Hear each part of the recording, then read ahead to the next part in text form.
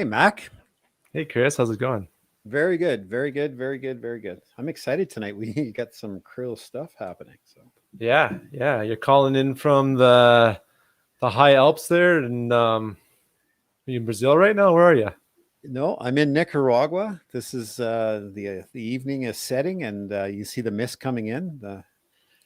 And the gorillas in the mist in the back. You see them back there? I can see that the mist is coming off your forehead there. It's so humid where you are in Panoka. Welcome everyone. It's another Wednesday. We're the first Wednesday in February. Man, where did January go? It's the only show dedicated to Alberta Landlords, the Alberta Shoptalk show. Chris, what do we got on the docket tonight? We've got two fine gentlemen in the wickets for us. Look at this. I had to put this up right away. Oh, there you go. I think Thank was you, that for Gija. me, or maybe she likes your beard better than my bald head. No, that's for your. That is definitely for you there, Chris. Let's get in the thick of it here. So Chris, we've got Rob Bonin and we've got Don Gray waiting for us right now in the virtual room. Well, actually, that's a lie. We're expecting Don. He'll be here soon. Technical difficulties. Gonna call him out for that. But what are these guys gonna help us with tonight? They're going to help us with evictions. Actually, I had to heat up Rob because he was usual 1 minute right on the right. Oh, now we lost him. I see Yeah. he fell out of the room back there. So it's going to be you and I for a minute. And I called Don up, and Don said he's got technical difficulties. He's trying. So I guess we'll see how it plays out. But I know Rob can certainly entertain us when we get him on here. So Oh yeah. let's take a minute or two while we get a few more people to join us. Talk about what's happened on the page in the last so far this week and the tail end of last week. So some excitement a little bit there. Yeah. What did we do today, Chris? We hit 2,400 people today. So that was kind of neat. We surpassed 2,400 people. Actually, that's true as well. Yes, we did. We were there and we passed it quite quickly. We did, and I will say within the next 10 days, is my prediction, we'll be at 2,500 members. Just so people know, we do our best to screen what we can. We have some questions. You all have answered it and agreed not to share information from the page. And just so we're clear on that, you know what? If information gets shared from the page, we've protected it best I can, and it falls on you, the sharer. So when it blows up from there,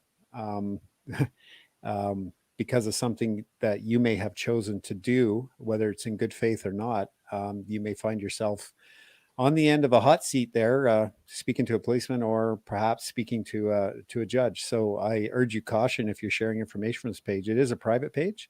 It is for us to do business ethically and learn and educate. And we information share, which is fine.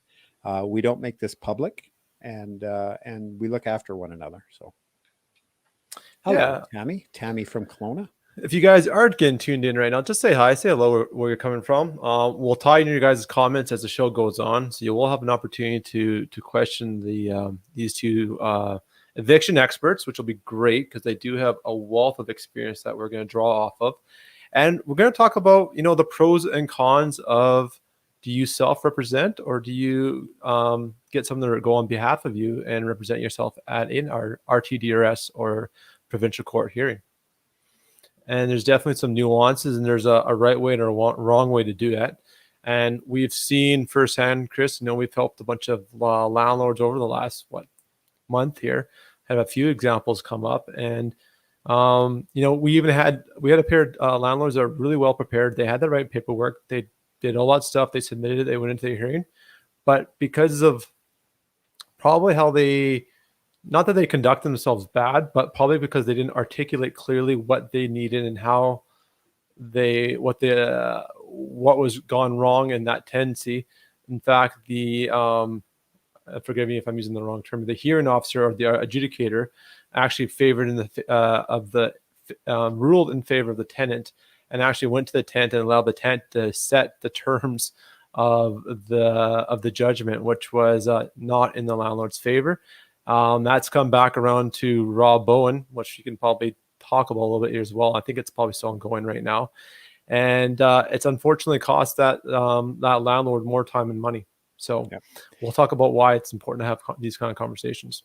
Right. And Anything else? We got about 15 viewers I can see here, and I'm sure we got more on YouTube. So I think we should just let her rip and introduce our fellas here.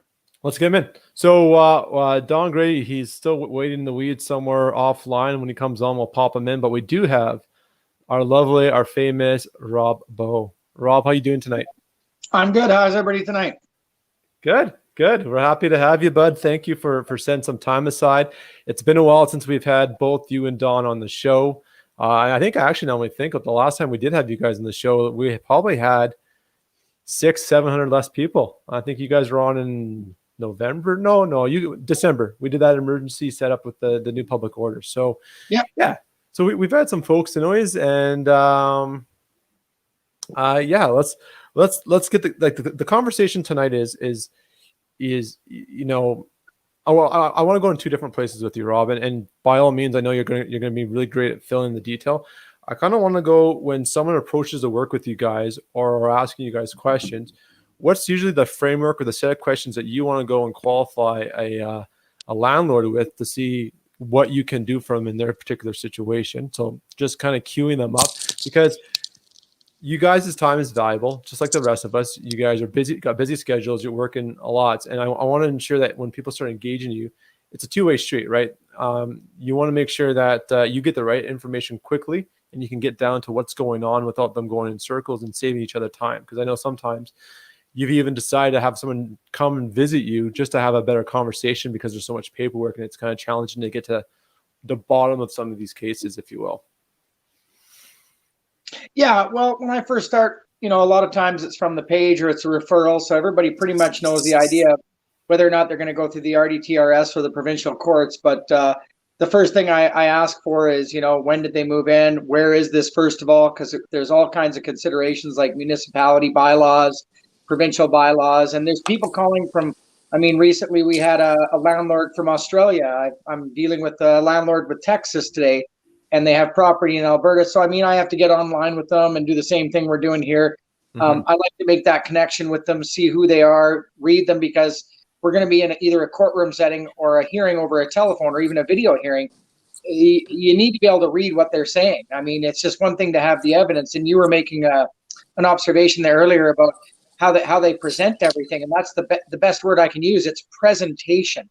You could have the best evidence in the world, but if you present it incorrectly, you're not going to get the desired results you want. And as I was telling Chris, I found out that the federal government is now pressuring the RTDRS, our Service Alberta arbitrating system, to make payment plans now. So people need to start really making it less about payments and what the real reasons are they want these tenants evicted. One, they owe multiple months in rents, but you got to bring up the damages, you got to bring up the violations, and oh, by the way, at the end of it, they owe some rent, because you're not going to get those desired results. As Chris was mentioning earlier, we've had a couple of bumps in the last couple of months where tenants have gone and they've done it themselves, and they had great information. They just presented it incorrectly, and it's always a crapshoot on what kind of arbitrator you get. So knowing the arbitrators is just like knowing the judges. It's half the battle. Me and Don had a good laugh last night and said, what are you going to do when you get the arbitrator that you just don't get along with, eh, Don? Oh, man. Yeah, and I just want to highlight something that you guys are very familiar with the system. You guys know the process very, very well, and you actually know, you've been there so often because you're representing other folks. You know the arbitrators very well, and that's almost an inside edge right there, because depending on who you've got looking at the case, their different tendencies. You know how they there's certain biases in place. One way you might word a question one way, and you might word it completely different if you had a different person at the plate. So you guys are very tactful in your approach. Again, I think that's super critical and key, because if you've got someone, a brand new landlord coming in, those small nuances and have those conversations really make a big difference if you guys are coming from the same place and same evidence. So that's a great advantage why having you folks on your side. And that example I was kind of alluding to with you, Rob, if that one landlord had reached out to you guys from the get-go and just handed it over, got you involved from day one, and let you ride with it, they would have probably already saved 2 months rent, which was, I think that equals $2,800 or something like that right now for this one person. So it's it's a longer game. You can't just look at the upfront cost and thinking that's how much you're going to save if you self-represent, because if it's not played right, you're costing yourself 2-3 more months of rent, possibly more damages, and so on. Yeah, and you run the risk of running into the problem of you might lose other tenants in the meantime. So it's not just a couple, 2-3 months. You could be losing multiples in an apartment or a duplex. And like Don was saying last night, we had a good laugh last night discussing tonight's meeting. The one arbitrator that I know how to get around him and how to work with him because he doesn't like me very much. So it's all in the way I present it. And yet Don, he gets along great with the guy, and then the guy that I get along with great doesn't get along with Don. That's how it goes. Yes. Yeah, There's always 1 in 20 people that just don't get along with you. And, I think in the future, I might be, if it's a tight battle, I might be referring that if I see he's the arbitrator, I may have prepared the documents, but I might just refer it to Don on that guy. And why versa. not? Yeah. Yeah, Exactly. and why not? I mean, if the arbitrator likes Don already, why would that not work for the client's best interest in the end? Yeah, that's very tactful. Love it. Don, we found you. I'm glad you made it on here. We're giving you the gear since you weren't here. You had to defend yourself. Good. But Yeah. good, yeah. It's always better to be run under the bus when you're not there. Oh, there you go. All right. So we've added a lot of new members to the group since we've had both you gentlemen on. I'm going to give you guys each about 30 seconds to give a quick introduction on who you are and how you got into this business of being an eviction specialist. So Don, let's give you the table here first. Well, thank you. Yes, I started a long time ago as an owner, and then I couldn't find a property management company I liked at that point, and so I started my own company, and I started getting into the RTDRS. Actually, way back when they first started, I did a few before the RTDRS was started, and then my own or for some of my clients, and I got to know the RTDRS, and so when I retired from managing properties, thank goodness, I started this company. I mean, I'm not one to sit around for very long, and I got my honey-do list done in about a week, and I already started this company before I started the honey-do list. So anyway, that's where it kind of got started from. I had clients from my property management days that would call me, and it's kind of growing from there. And I found that of all the things that I do in this industry, I like this the best. And some people kind of look at me funny, but I enjoy it. It's short term most of the times. You got a month, 6 weeks. It's over. Some of these other damage claims might take longer, but it's over fairly quick. And we're moving on to the next one, and they're all kind of the same, but they're all different. So that's the part I enjoy. So that's how I got here, and I'm looking forward to help as many people as I can. That's kind of my goal here to be helpful to everybody. And that's, Don, you're a great fit for the community. That fits kind of our big purpose and why we're here. So awesome. Thanks for that. Rob, how did you get into this business of evicting people, and why are you so well loved? Well, so well loved. Yeah, I guess the big question I've heard before is, I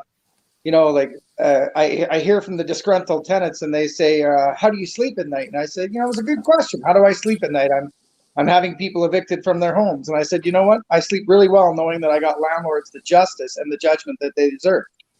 Because I'm just like Don, I'm not going to take on a case of a landlord that's acting unscrupulous. I mean, I'm not going to lie. In 2 years, have we run into that? And it's usually one of those, what do you mean you didn't tell me that during the hearing or the provincial case? Yeah. It brings up something that we knew nothing about. And as you said in your description earlier, Mackenzie, telling your landlord or telling your agent everything is important. And I started out just getting into maintenance, maintaining buildings for a couple of years, and then I learned how to do everything there was under the sun in a building. And then I entered into a management company, and then after about 4 years of that, I just started my own. And then I got into the real estate end of it as well. I sold real estate during the big boom in 2004 to 2012, and I got tired of the cutthroat part, nasty part of the business, and I just decided.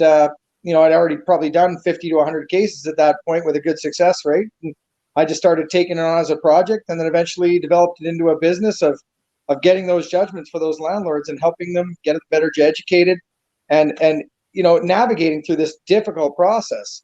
And like Don was saying, like it's so difficult sometimes if you get the wrong hearing officer, and knowing them is 90% of the battle. I mean, I've had to, even in a provincial court setting, we know the ticks, we know how they're describing things, and it may not look like you're winning, but you are. And I've had to put my hand on a client's arm and said, "Hey, relax, we got this," and I got to do it really nonchalantly. But yep. It's a tricky slope navigating it through the system, whether it be the RTDRS and whether it be the courtroom. It's a growing experience. I mean, probably me and Don, we probably learn something new every 2 weeks in this industry. You can never not update your skill level. Absolutely. Even though it's a one act we typically work off of, there's still always nuances to learn. I mean, this year in the last, well, we're almost in a year now, this whole global pandemic and COVID. So we've got that challenge and the whole 9 yards. And now you guys are doing, video hearings, and you guys can represent right across Alberta. So that's changed. That dynamics change as well. And actually, almost I'd say for the better, because when you compare us to other jurisdictions, I'm going to point my finger way out east to Ontario. They're 9+ months behind the 8 ball. They just went into another lockdown. I was talking to an Ontario landlord in the middle of January there, and they're fighting a very honestly tough uphill battle. I could not imagine being a landlord trying to evict a tenant who's not paying with a 9-month wait. That would absolutely wreck me. I'm not in that kind of financial position to carry a mortgage plus expenses for 9 months. So we're very fortunate with the system we have here. And gentlemen, you guys bring a great set of skills to the table that help landlords like myself out when we're dealing with these difficult tenants. So Chris, you're politely looking there. Should I bring it in the game, or are you getting organized for some questions? No, you know what I think we should do is, so we don't get behind on the questions. I'll just put the questions to the guys here because they deal with the RTDRS, and just give us your quick little short version, because Mac and I would like to lead you guys to the road of beginning, and we want to talk about a couple of those horror stories, and we'll go from there. So here's one here, right here. It says, how do you find out who the arbitrators will be? That comes from Vali. Vali. Well, I mean, it's the same every time. We make the application. It depends. If it's an arbitration, we make the application, myself or Don. And when we get our court date back, there is a way to find out ahead of time, but 9 times out of 10, we don't know who the arbitrator is going to be right up until the moment of we answer the phone, because anything can change. I've talked to somebody with the RTDRS, and I've been made available the staff lifts for certain days, and I make the inquiries beforehand.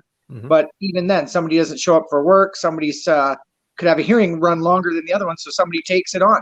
So it's a crapshoot right up until the last minute.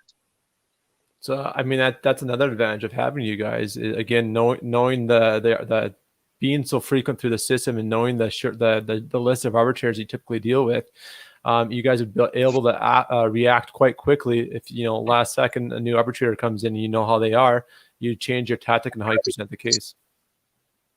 Yeah, cool. Right. And Rob, you've had some trouble with some arbitrators, and you've actually had some have to recluse themselves from the hearings. Is that correct? Yeah, I tried to have somebody recused back in November of last year, and it was met with a verbal accostation from the arbitrator and an F-bomb, asking me if we were going to have a problem with him being the arbitrator. And I smiled and I said, no problem at all. He made it very clear that he had a problem with me doing any kind of representation and defending a former case, like we were talking about, Chris, that it was a case that had already been heard and tried, and he presented it incorrectly, and I brought it back. So he was more there to protect the integrity of his former judgment rather than look at the new evidence or the new reasons they were under eviction. So when I got the judgment, it wasn't in my favor, but it took me all of 6 days to get into a Court of Queen's Bench hearing to have the matter appealed. And as soon as he realized that the gentleman wouldn't recuse himself, and his decision was actually based on information from the previous case, the judge felt that there was an error in law, and he overturned the case, and it moved into a provincial setting where it took 15 minutes to win the case and 5 days to get the tenants out. Nice. And you know what? That I'm going to have to say we go back to what we said before about being able to manage the system and being able to present properly. If some of the and I use this very respectfully because we are a lot like this, but the mom and pops operations that go in because you have 1 or 2 or 3 rental properties and you've had great luck all the way along, and all of a sudden you're having to use the system. Now you're going, well, what do we do now? And you have an arbitrator who's just come down on you where maybe they're not really supposed to do that, but Rob, and Don here know what should be said and what some of the, what some of the proper procedural things are, and they can call them out on it. And that's, that's what you're paying for. And that's why I use this analogy, whether you're a teacher, a carpenter, an electrician, or an accountant, or even a lawyer, if you know your trade, then we go to you for that. And these two gentlemen know their trade, so they go to them. And as a matter of fact, both Don and Rob, believe it or not, have lawyers speak to them as to how do I do this, because they don't experience it enough. And it's like, you can drive a car, but can you drive a semi? Are you going to ask the truck driver how to drive the semi? Of course you are. Or are you going to ask the cyclist how to drive the semi, right? You all know how to put wheels on the road. So put those things in perspective and think about what you're really paying for, what's your end game going to be, and your end cost going to be. So there you go. Well, that one that you referred to me there that I helped that young lady out with a couple of weeks ago, Chris, where she got a $20,000 judgment against her, and it should have never even been heard in the RTDRS. But unfortunately, the client had a smooth talking lawyer and a landlord that managed, or a tenant that managed to, well, it was actually a landlord, but it was a shady landlord that managed to convince the arbitrator that it should be heard there. And now she's moving to have that matter dismissed in a court of Queens and heard in the proper place it should have been. It was more of a labor dispute than it was a residential tenancy. And anybody in the industry could have told that and showed her how to present it or presented them themselves. And now she's going to have to step backwards and fight a $20,000 judgment against her. Right. Yeah. Don, what's your experiences in this area? Well, what I find is it's how you put it together in the beginning. When you're right close to the situation, your emotions run high, and you're maybe focusing on the wrong part of the case, and get yourself into trouble when you're in the courthouse because you're focusing on the wrong part. That's kind of where Rob and I would shine, is putting together right so that we don't end up in trouble down the road. We're going after the right thing. We push all the other things to the side and get what we're there for. If it's to get possession of the property, or if it's to get money, or a combination of both, we set that up in advance, and we gear our presentation to that, our application and everything. The whole 9 yards is geared towards that goal. And so I found that I've been pretty lucky in the most cases.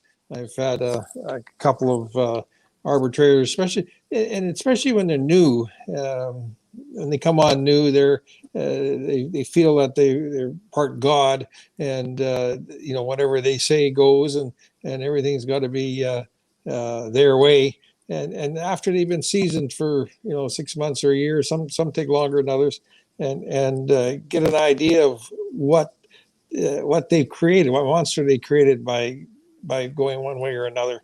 And I find that the ones that have been around longer tend to give more thoughtful results, so results that are truly fair. And I think they all want to be fair, and sometimes they just got to read more into what's being presented and how it's being presented, and that comes with time. So I think a lot of this stuff, a lot of these problems that we see, that we hear read on the website or on the Facebook page,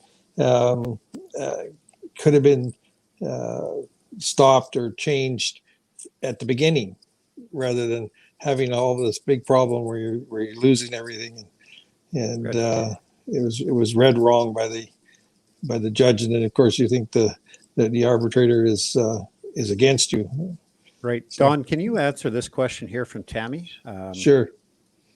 Says, how does it work if a tenant doesn't show up for a walkthrough after several opportunities? Any extensions on any processes with COVID? No, COVID isn't involved in this at all, other than the protocols of wearing a mask and that sort of thing. If they don't show up, you need two chances. On the third one, you do it yourself, and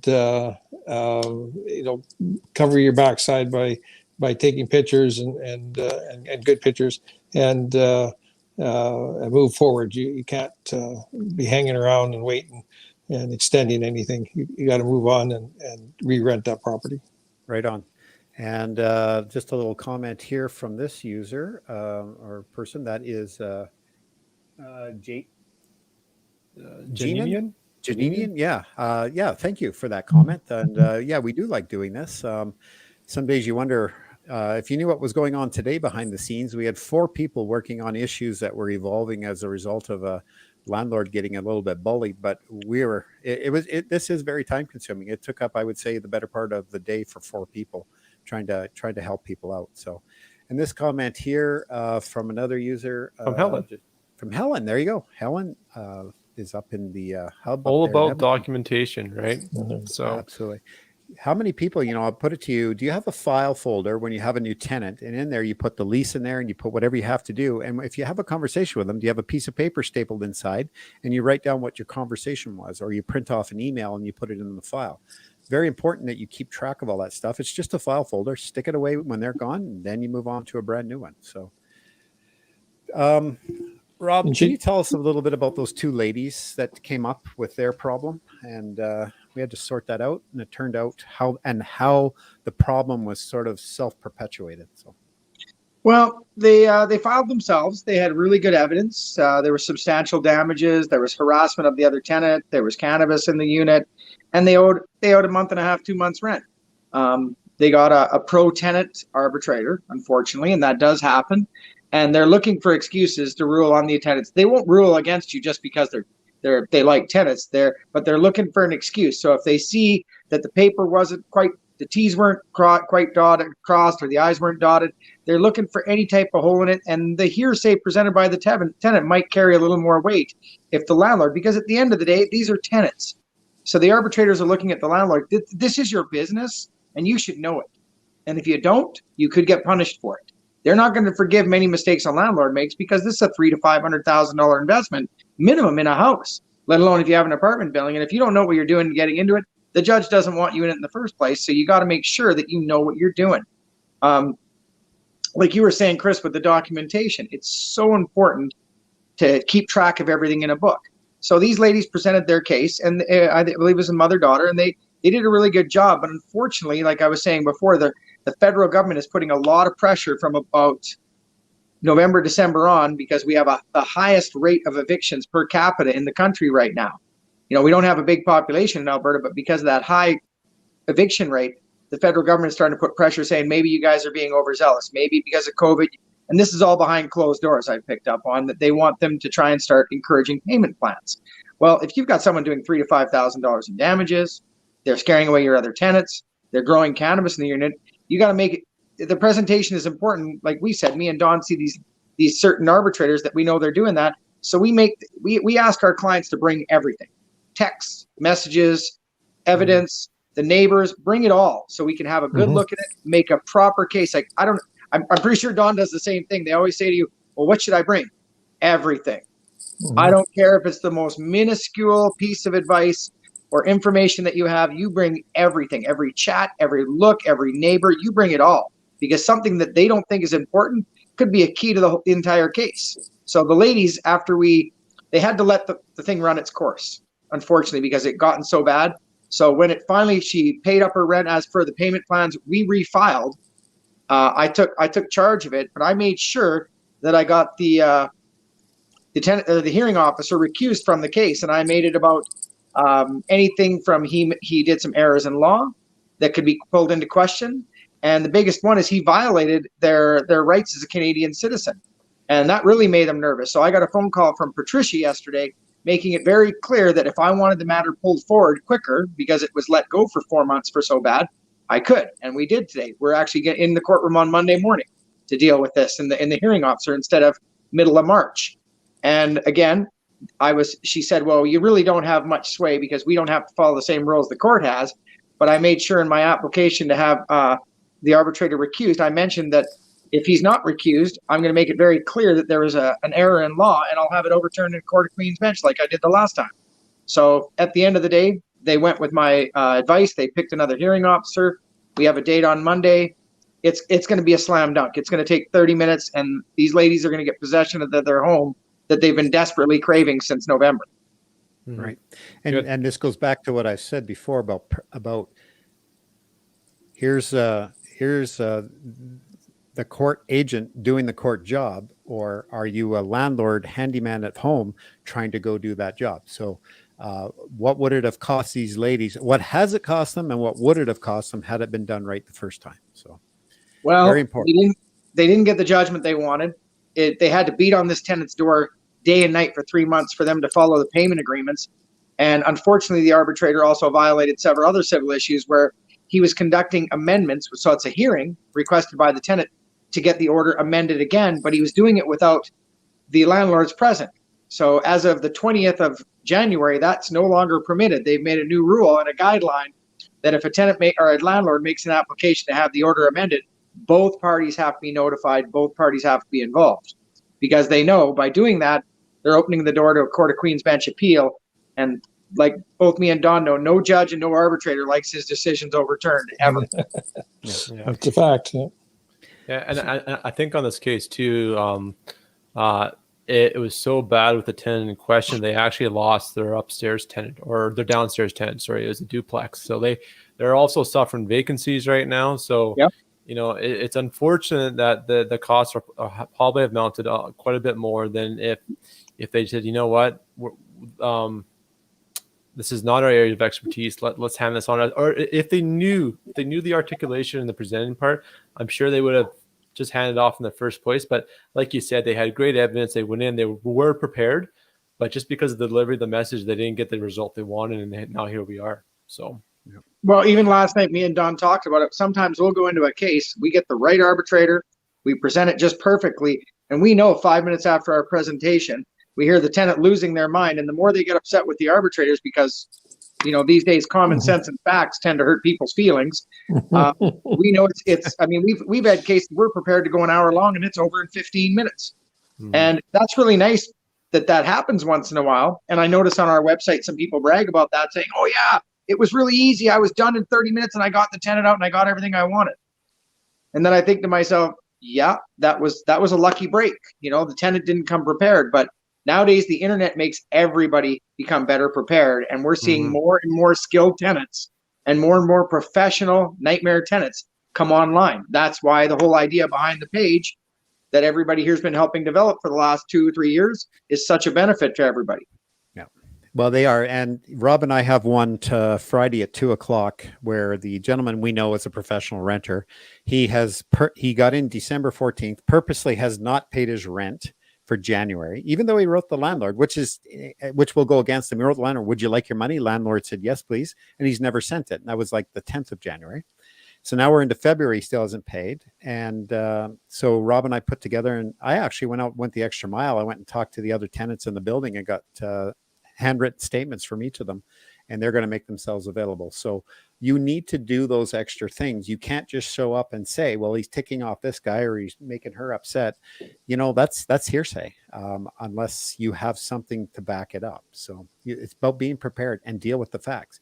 Now, when we were talking about these ladies who came to you, when Mac and I were trying to sort out the issue, I don't know if you remember, Mac, there was so much stuff they were putting out us, and I finally had to put my hand up and say, okay, I need to know A, B, C, and D, and I need to know the package, the boxed version of it.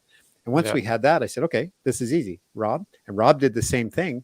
And if you go into a presentation and you start talking about how you were spoken to, what the tone was, and what color the wall was, and on it goes, they don't need that. They need the facts, and they need the documentation. Was it paid? When was it due? What have you done? It's 1, 2, 3, 4, 5. These should be 20-minute hearings.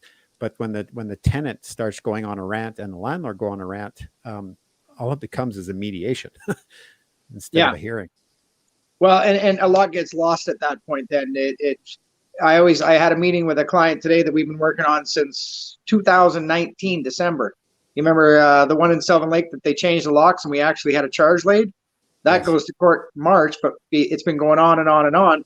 And I met with the husband and wife team today, and she was like getting all that emotion out face to face. And I said, okay, that's great that you got that emotion out right now. And I'm looking at her saying, you can't do that tomorrow. We need to make this nothing about emotion. This is about business. Yep. This girl's trying to get her security deposit back from a year and a half ago. We're not giving it back, and we're going to present this. But I was telling her, you want to be able to concentrate on this is your business, and you ran it correctly. So why should you be punished? And if she goes in there saying, oh, she's a bad person, and that arbitrator starts thinking, well, it's a single mom, and all the facts start getting blurred, and you might get a judgment against you. Will change the facts, so don't do that. Yeah, emotions. And so that's our job as arbitrators and agents, is to make sure that those emotions don't take over. I mean, I'm sure Don's had to reel in his fair share of clients. Whoa, come here, come on, let the tenant lose their mind, not us. Yeah, I've had to kick tenants under the table, absolutely. And I've had tenants who wouldn't listen, that insisted being in the courtroom. And tenants or landlords? Landlords that were sitting beside me. Sorry, I kick everybody. Anyway, that spouted off, and things came out that wasn't meant. I mean, they weren't bad things, but they put the landlord in a different light, and that changed the outcome. And I'm kicking this goddamn chair, and my toe is sore, and it didn't do any good. Well, Don's a hard ass. He's comes from the biker gang from way back.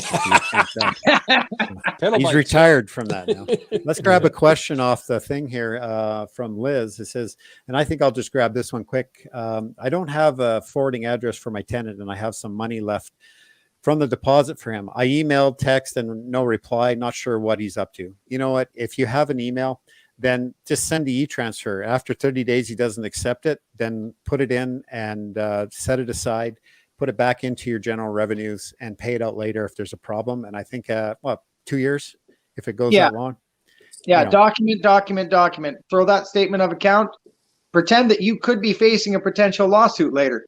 Yeah. Put it all nice and neat, close it up. I did that with somebody today. Put it away. They're willing to walk away from money that's owed by the tenant, but they don't want to pay the security deposit. So it was a gift.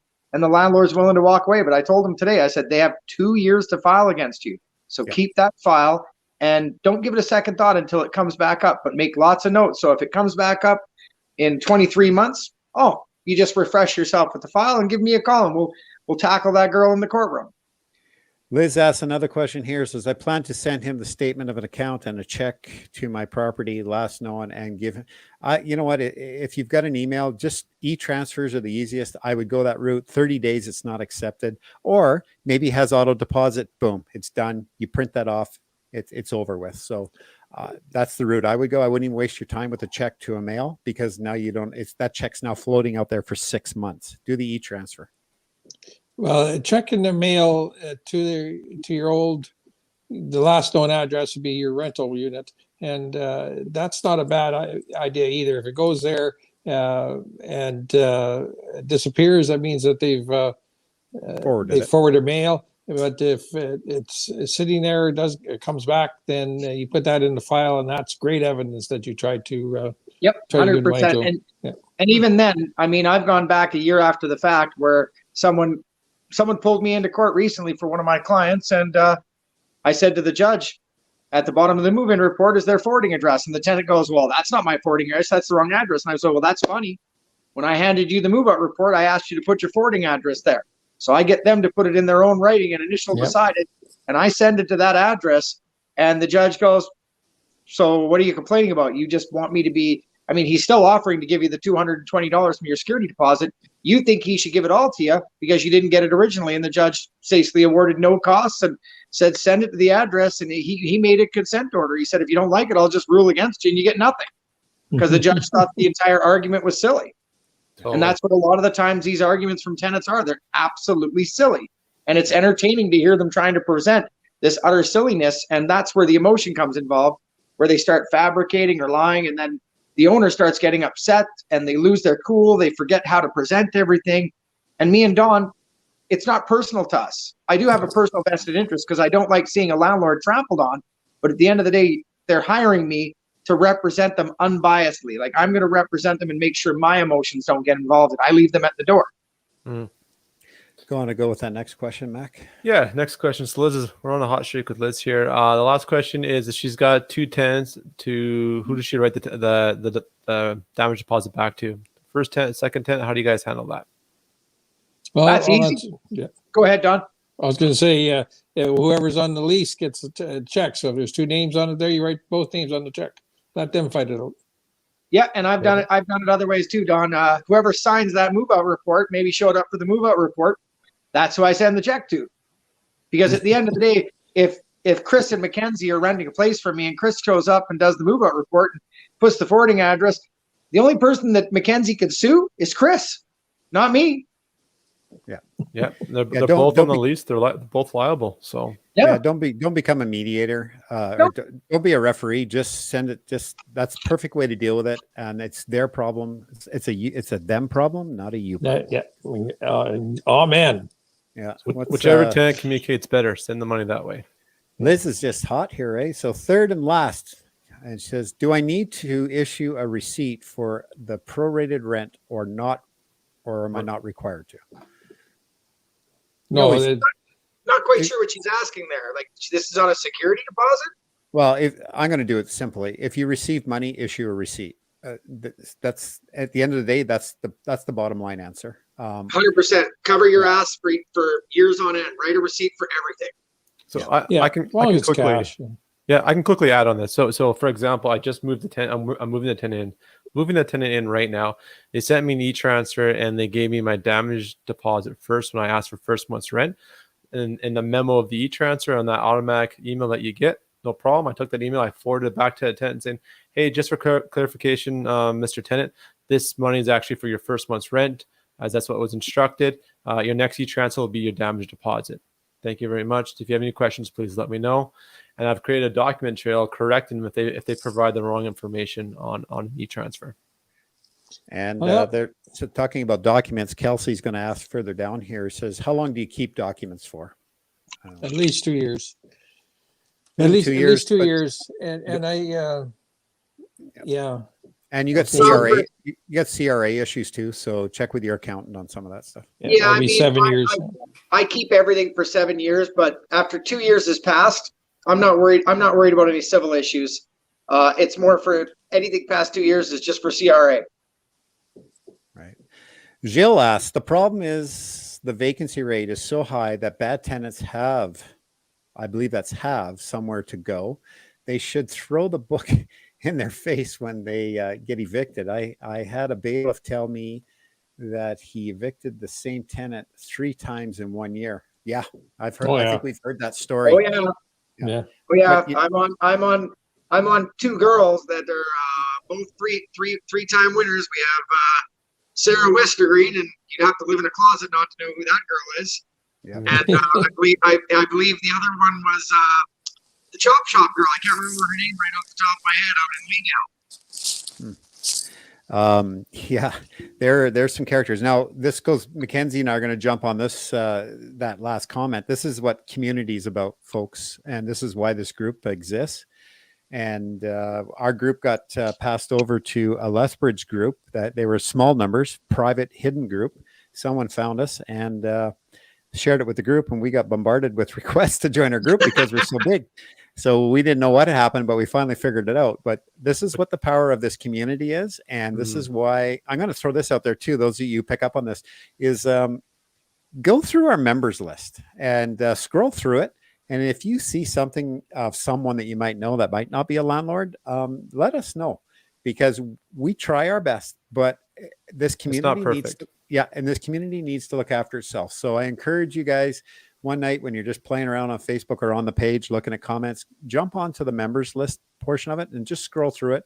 I know there's 2,400 names, but if we pick a couple off, that'd be great. We know some tenants get in, and we spent how many hours there the other night? Your wife actually got digging around, Mac, and managed to figure out what the connection was. She's quite the detective online. She's done it twice for us now. We've done some good math and gone through, I don't know how many profiles, hundreds of profiles, and we removed 2 tenants who had gotten their way on, and they were threatening, including death threats to one of our landlords. So we had that person removed. And as a matter of fact, Rob's dealing with that death threat issue today, and the police are involved and charges will be laid. So we're going to back you guys with the right lingo. Rob sat her down, and what's the short of that conversation there, Rob? Well, it was very similar to the Westergreen incident where she just didn't like that she's under eviction. She didn't like the things that were said about us on our private group that's only for landlords. And somebody shared it with her that wasn't a landlord. And she decided to go on a rampage on social media, posting on anywhere from 6 to 10 different media outlets about how horrible she was, how she was breaking into her suite, going through her stuff. And all of it fabricated. So I made sure when she went into her meeting with the RCMP that I told her this is a business. If you go in there emotional, that officer won't want to help you. Treat it as a business. Show them how it's affecting your business. Show them how it's putting you in danger. There's actual threats made against you on some of her posts that we've screenshotted for. And then you explained, I gave her the legislation from the criminal code. And I mean, if she takes her time and educates the officer rather than telling him what to do or telling him what his job is, he's probably going to take 2 or 3 days, but it wouldn't surprise me if there's charges laid. I mean, because we have a precedent for it in the same similar fashion with the Westergreen from last year. Yeah. It's like anything. If someone comes in and starts telling you how to be a landlord, you've been a landlord for 20 years, your back's going to go up because there's some tenant that's just rented their first house from you. Or if you go into a police station and start telling a policeman how you're going to be it. So I wonder how that'll work for you. But here's the thing. And those of you who know me on here, I was a policeman for 25 years. And we have other landlords on here that I work with who have been police officers as well. The best police officer will sit down and listen to the facts. And if you say, I read this part in the criminal code, or I read this part here, and this is what I understand it to be. If they just say, no, that's not what it is. Well, could you explain that to me? If they can't explain it to you, then you know they haven't read it. So what you do is if you go in with some photocopies of the acts to support your position, just like you would in a hearing. It sounds funny. Why would I have to go in and support my position when this police officer should know what they're doing? Not true. You don't know everything. Example, a lawyer does law. Does he know everything about the RTDRS? No, because he talks to Rob or Don. Same thing. Does a police officer know everything about every single law? No, they don't. And I will tell you, when someone came in more knowledgeable than me, you know what? Just because I went to police school and for a short time doesn't mean I know everything. So I sit down and listen. Now I become more knowledgeable. And Rob is actually has police officers show up at his office and say, Rob, I got to go deal with this. How am I supposed to deal with it? And Rob will pull out his Bible, and he has it. I've seen it. It's all tabbed. He said, this is what you're looking for. And they lay it out in front. The two of them go over it. He's now more knowledgeable. And guess what? He's going to go back and tell 2 people, and they're going to tell 2 people, and so on. So, yeah, I think it was last year when I was in on my way to Fernie in January. It was like 10 o'clock at night on a Friday. We're almost there. And I get a phone call from a police officer out of Sylvan. And he says, yeah, my watch commander told me if I had any questions about the act to give you a call. And next thing you know, I'm pulling off on the side of the highway, giving this officer direction on how to do things and telling him where to find the legislation. And I think I was corresponding with you even, Chris. Because we needed that legislation on the ticket for changing locks. So you were also corresponding, sending me the information so I could send it to the officer. And it wasn't until I got back from Phoenix Monday morning, I checked my emails with a big thank you, and this went so much better. And you know, the tenant wasn't happy with the results, but the tenant was trying to play a game, making it sound like this landlord was doing all these illegal things. And unfortunately, the officer was from Ontario.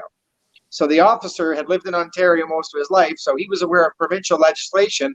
And I explained to him that unfortunately, the Ontario legislation is quite different from Alberta legislation. And something that might be against the law or the rules in Ontario is actually not against the rule in Alberta.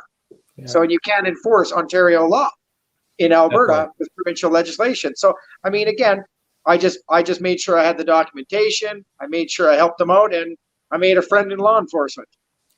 Perfect. Excellent. So we got about 10 minutes to go. Let's And- break this down into package. Unless you got something to run with, I thought maybe a quick little package of how to get things ready for the RTDS. We'll maybe. Okay, yeah, no, I like that. We just peaked up here at 35 people watching, so we're actually getting more popular as the time goes on, which is kind of cool. If we go a little over time, let's do two things. Let's give some good tips out here on how to package documentation, because that's a big component of this whole process. And then maybe let's get a war story. And I know, Chris, are we going to allude to the one individual that his entire thing went so sideways when Rob looked at it? He's like, I can't even help you. Like, it's just. Let's close with that one. And close with that?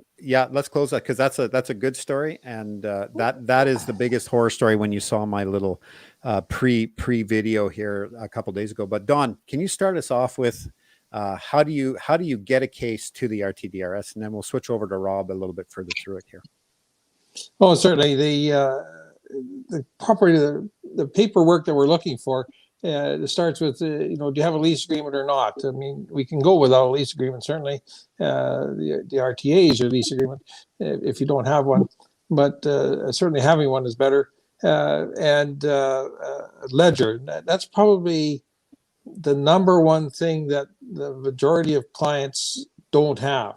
I can make your ledger for you once I have the information. So I need to know, who paid what and or how much was paid and when. Not so much who, what was paid and when. So then I can make the ledger. We know what how much the lease is or how much the rent is, and any notices, emails, that sort of stuff. And if there's a problem with the neighbors, can we get a note from the neighbors saying, or even other tenants? The other tenants even have more clout, even if they're not your tenants, like in a condominium situation. If you don't do something about this, we're going to leave, and that's powerful at a hearing. So all that stuff put together, that gives us our start. And if we see other things that we could use in your particular case, we'll ask for them and see if you have them and that sort of stuff. And be totally honest. I've had cases in the past where there was some sexual innuendo and or maybe not even innuendo problems. And if I had known that before we went into the hearing, I could have handled it much better. But it came as a shock, and it made it a little more difficult to get over that part. So yeah, be completely honest. We're confidential. I know I am, and I'm 99.9% sure that Rob is. And your story is not going to get out, but it's going to help us represent you the best. Yeah. Yep. Where do we go from there, Rob? Do you want me to go into the nightmare story, or do you want me to add to that a little bit? Or? Just add a little bit more to. Don pretty much covered everything. That the honesty is so important, because if someone hires us to do something, we're trusting them to tell us everything. And if we learn something a minute before, I give an example. I learned that the landlord threw out their belongings that were locked in the shed 3 days before the hearing, and when the judge heard that, he threw that woman right under the bus. It was unfortunate, but I mean, if I would have known about it, I could have explained why they were thrown out. I could have explained that it was under $2,000 and she wasn't required to store it, but I got blindsided by it, and the judge knew it. And you have the facts in the moment, so how can you answer it? And you know what? The landlord got the judgment for like $1,700, but then the landlord annulled the $1,700, saying you shouldn't have thrown out the belongings, so I'm going to wipe that $1,700 clear. And there was probably only $50 or $60 worth of belongings. But because the landlord had broken the rules, he just took away her judgment of $1,700 and made it clear that, you didn't win today, but you didn't lose either. But you could have won if you hadn't have broke the rules. Cool. And I want to add one more thing here. No matter how much information you have, it has to be presented in a way, because typically, I'm going to throw this question both to you guys quickly here. How long is your typical hearing? 10, 15 minutes on average, give or take? I think if it's just for a termination, Don, we're anywhere from 10 to 30 minutes, depending on how much the tenant talks. But I mean, 15 minutes on an average for just a simple termination, and maybe 30 to 40 minutes for something that's got a little bit more work and a little bit cloudier, right, Don? Would that be the best way to put it? Muddled? Certainly, my fastest hearing was 4.5 minutes, but that was pretty slam dunk already. And I probably, I've had some where we've gone past a half hour. They usually allow a half hour. Usually, sometimes more if it's quite a bit more for a damage claim.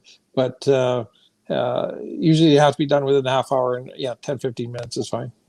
Yeah. So you could have typically hundreds of pieces of paper in your documentation, but it's going to be framed and set up a way with a very simple timeline. When the arbitrator looks at it, within 5 minutes of him flipping through notes, he has an idea of what's going on and what you guys are asking for. So organization of these notes is pretty critical as well. Well, and one thing to note too, since we had that meeting with Service Alberta, Chris, there was a lot of pressure for them to change their ways. Instead of a hearing that would take 15 minutes in a courtroom, in a provincial courtroom, it was taken sometimes an hour to 2 hours to 3 hours in these arbitration hearings. And it was because I think a lot of the arbitrators were trying to justify their role of being there. So after that meeting we had with Service Alberta, it was mentioned that most of these hearings can be taken in a 15 to 30 minute reason. And now I find out recently that that's what they're being encouraged to do. So they're under pressure as well, because they've got to meet a quota and so many in a day. And so if you've got a tenant that's muddling the waters for 30 minutes, you could see that arbitrator, he's going like this, and he's talking about, he's like, hey, time. And we win all kinds of bonus points with the arbitrator if we make our case in 10 minutes. Yep. Perfect. Yeah. Love it. And that goes back to how you guys present and organize information and makes you guys more valuable to present that picture. All right, let's segue here. We've got a little extra time here. We're 32 watchers. Throw this one question up here. This is an interesting question, actually, a little off topic, but this comes from Roger Harrison. He says he's new here. He says, I've been in a revenue property for a dozen years. Some great info, interesting scenarios, and maybe questionable ranting. I'm not sure what that meant, whether it was us ranting or the tenants ranting. A pretty wide spectrum. One of the bigger challenges was to gain alliances with credible contractors and services. Do you allow those folks on here able to respond to the community? Mac, tell them what we got in the works. I think this is perfect. Okay. Well, let's take one step back. Everyone that we partner with right now, we truly believe and trust in. Don, Rob, we've got Redline, we've got Landlord Credit Bureau, Single Key, Neighborly. These are all partnerships we've brought in because we believe in them, and when we all use them firsthand, they're great services. To be truthful, we've made mistakes in the past. We've had other individuals that we've had since removed from this page that weren't providing good service. So we really believe it because it's our brand, our credibility with this entire community. It's a tough right now. We weren't taking trades directly. If they go on start self-marketing, we usually take it down because we don't know who they are. And it has to be a two-way street here because we've worked very hard to build this community up to where it is. And we just don't want people coming in and doing things willy-nilly. So we're in a conversation right now with and Chris, correct me if I'm not explaining this correctly, but we've got a third-party service coming in. It's kind of like Uber for trades, if you will, or not Uber, but it's like that's a great way to describe it, actually. It's a platform where you can go and put your job out there. Let's say you need to replace a roof on a rental. You go through, you put in your requirements, and then based on your location, you'll get local trades that can see that job or project, and they can put bids on it, and you'll get competitive bids coming in. Plus, on top of this ecosystem, there's a review rating system. So if there's a trade not performing up to standard, they're not going to be on that platform very long. They'll get booted. So we're looking at partnering with these guys to allow all the trades that we have in this group, because I know we do have a lot of great trades out there that aren't really getting some representation right now. This would be a great way for you guys to get some visibility as well. It gives us a safe ecosystem to manage the process, so we don't have the usual trade to customer problems where the customer's not being fair or the trade's not doing the job right, and so on and so forth. So that's coming down the road. That's a conversation we're having next week, and stay tuned for that. So let's not leave these guys with this site and start turning into a sales or solicit site. No, it's third party. So what will happen is if any of those posts come up, we'll just redirect them over to this site. We'll have a unique referral code, which I think will have some additional benefits for our community, and we'll work it in from there. Yeah, an example is single key. When you want to know where do we go, we just say, we type it, we tag single key, and you head over there, and that's the way that works. So it's the same thing. I need a roofer, I need a hot water tank, and there's even emergency services with this. And you would go directly to the page. You would say, I need a hot water tank in Red Deer. Mine just blew up, or my furnace fixed. Boom, these guys are set up so they get notified for emergencies, and because of it, it works totally away from our page. Has nothing to do with us, except we're bringing all this stuff, all these preferred providers to you, so you can do your business. There won't be advertising on here. Some people paid for advertising different places, and some people come in here, and because we support them and support you, we let them pop on. Like Brett, he wants to talk about the whole management business, and Andrea, another one. So in order for you guys to benefit, we let them on here so you guys can talk to them. Yeah, and these two gentlemen as well. So yeah, and it takes a lot of time to put this community and keep it going in the background and keep the conversation useful, right? We don't want it to go down the rat hole. So let's get into a good horror story. I'll give you guys each the stage for it. We're going to throw it to you, Rob. Let's give it 2 minutes, maybe a little bit longer. Talk about the one gentleman that's gotten it so bad that you wouldn't even touch the case, which is the first I've ever heard. So it must not be good. Which one was that again? I've got so many horror cases. That was that gentleman, Rob, that it's been going on since I think February or March, and he talked to you. He came down, and you couldn't do anything. It got so bad. It was and posting on social media, and he can't get his house back. He can't get his house back. He's got the mortgage company breathing down his throat. He's got even today they launched a civil case against him, and it's going to Court of Queen's Bench for harassment. And he's a great guy, but he's very emotional, and I don't blame him. The horror that they put him through recently, and I can't comment too much on it without violating privacy on what he's told me about.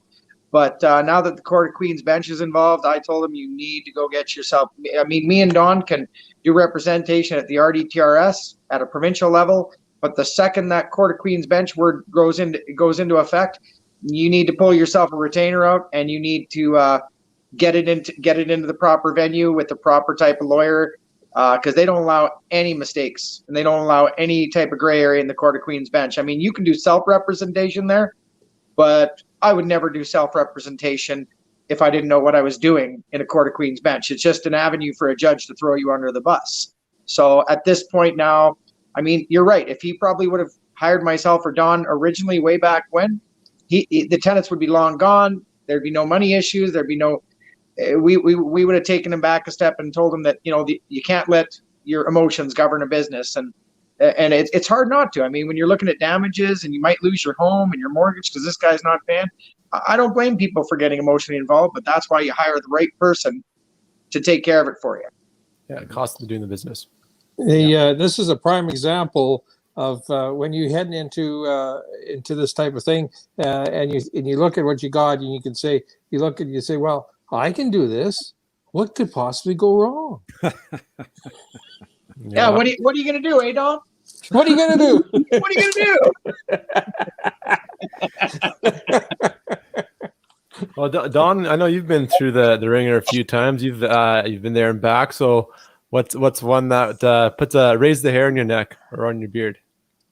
Well, yeah. I could keep it tamed. I've been pretty lucky, and I mean, there's been a lot of really harrowing ones over there, and nothing just pops in my head right at the moment here.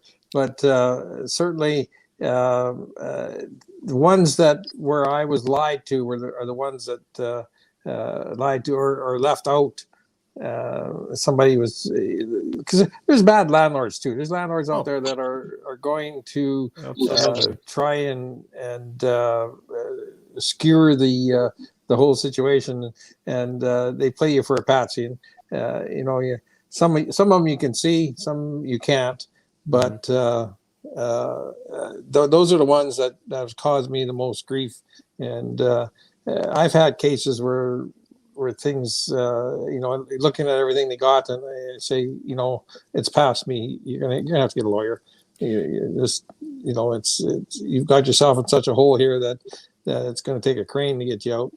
I think you'll both agree that if you had a client who said, look, I did these things and I probably shouldn't have, you're more able to deal with it and address it when it comes back, when it comes up in the courtroom, than trying to find out in the middle of a hearing. And you have to put your hand on there, and Don pulls down his beard like this and goes, I have no idea. Like, why do you need to submarine your representatives? Like, tell the truth, give them the facts. They can deal with it. They can work it in your favor or try to work around it, but at least it can be addressed if it comes up. Well, I've got one thing to add there. In a provincial court setting, I was encouraged by Judge Yates to help this elderly lady. She had been back 3 times, not quite crossing her T's, dotting her I's. And she was struggling again, lost her husband. She's all by herself trying to get these tenants out, and they were taking horrible advantage of her. But she had made some big mistakes, not maliciously. She wasn't a bad landlord. She just made some common mistakes of somebody not knowing what to do, because her husband used to take care of it for 20 years. And these people hadn't paid rent in 7 months, and they were crying about everything under the sun.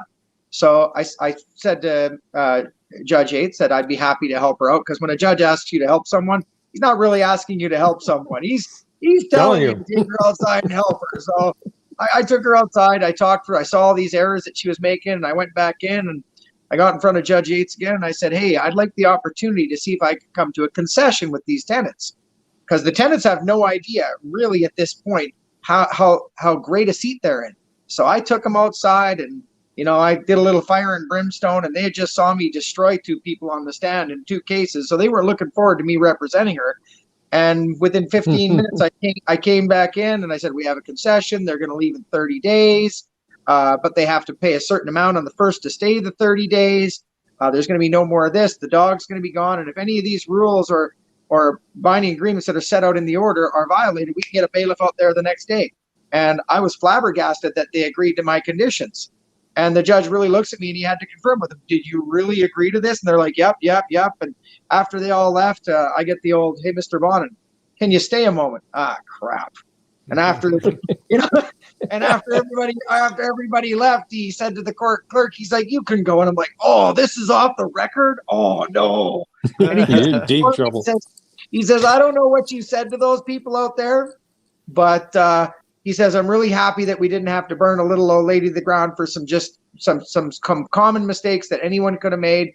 But like Don said, would have needed a crane to get her out. And he said, you did the right thing in doing a concession order outside. So the tenants think they won. She's going to get her place back. She's in a happy place. At the end of the day, Everyone says sometimes you have to bend a little bit. And I think one of my favorite words with clients and tenants is just be reasonable. Yeah. If you're not being reasonable, you'll have an arbitrator or a judge turn on you at any given time, and emotions always make you unreasonable. Absolutely. There you go. Oh, your girlfriend arrived. Yeah. Looks like mine. It must be late because the cat's like, you haven't fed me yet. Get your butt over to the food dish. Well, that might be a sign, eh? We're a little 10 after 8 here. We haven't really done much of these mentions. We'll make these quickly. If you guys are new to the page and you're still watching the show, thanks for sticking around. All these shows and everything that we put on our streams and shows are all found on YouTube at findgreattenants.com. That'll take you directly to our YouTube channel. As well as we have a new online community that we're slowly migrating or moving to. It's called Mighty Networks. You can find that over at Alberta Landlord Community.ca. Let's have some great conversations. All of our discounts, by the way, are all on that Mighty Network, just nice and organized. So it's a good place to stay up to date and all that good stuff. So folks, Don and Rob, thank you guys so much for being a part. You guys are our preferred partners for the eviction side of the business. So thank you for doing that. We're thrilled to be partnered with you guys. And folks, if you got questions, reach out to these 2 gentlemen. They are extremely experienced. And if you have to go down the eviction route, heads up right now, it's typically going to cost you a 1 month's rent. Might as well pay that up front, only having it cost you a 1 month's rent and not anything more, because it can definitely spiral out of control and add thousands more if you're not doing it right. So at all, let's wrap up the show. We'll see you guys next week. And gentlemen, thanks for your time tonight. Thank you very much, guys. You have a Thanks, good night, Don. Take I care, will. You everybody.